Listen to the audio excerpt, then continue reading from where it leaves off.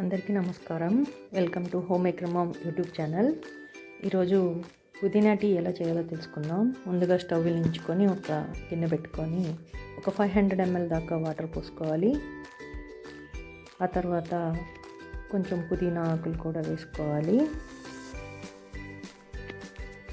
ఆ తర్వాత ఒక హాఫ్ స్పూను టీ పొడి కూడా వేసుకోవాలి. తర్వాత కొంచెం అల్లం దంచి వేసుకోవాలి.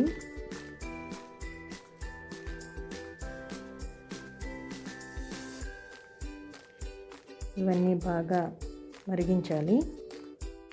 ఇవన్నీ మరగడానికి ఒక 20 నిమిషాలు టైం పడుతుంది.